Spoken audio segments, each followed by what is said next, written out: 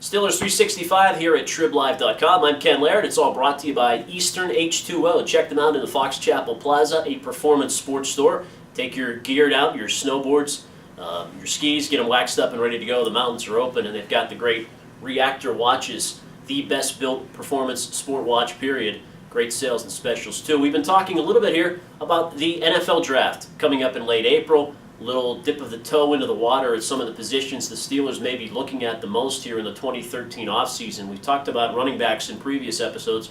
Let's go to wide receiver today.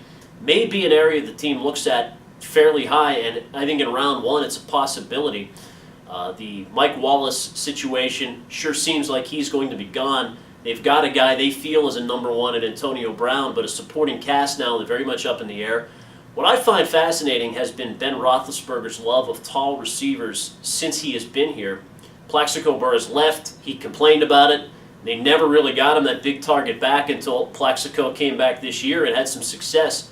If Todd Haley indeed stays and his offense remains not quite West Coast, but a little more of the dink and dunk underneath stuff, a big, tall receiver can have a lot of success, I think, with this Ben Roethlisberger team in 2013. Maybe not Plex, but a younger version of it. Somebody who can be in traffic, shield themselves well, nice timing routes, spread the field horizontally, and you can see how that's a little bit of how Todd Haley wants to run things.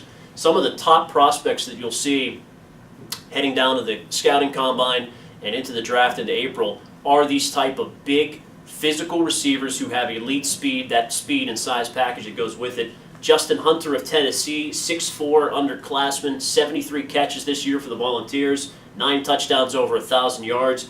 Keenan Allen from California, 6'3", and also with 4.4 speed. We're going to see how he's timed in some of the various scouting combine and his pro day coming up. That'll be big for him, but 61 grabs in the Pac-12. He did miss the last 3 games with injury. His numbers could have been even bigger.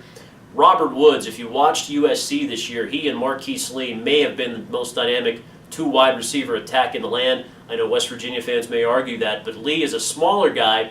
He can also return punts for you too, maybe some kicks, and with Chris Rainey's departure, they're in the market for a new return man, so he might give you all of that in one big fell swoop. And Tavon Austin and Stedman Bailey from West Virginia both had terrific numbers. Hard to overlook those guys, but those are a few of the different top-end players you're looking at. Terrence Williams from Baylor in the mix too, but Hunter and Allen, as far as that Plaxico Burress size, keep an eye on them as we head into really the draft season, and we'll be talking more about some of the options for the Steelers with that first pick at 17. Maybe receiver, maybe pass rusher. We'll look at that in future episodes. Here at TribLive.com, all brought to you by Eastern H2O. It's Steelers 365.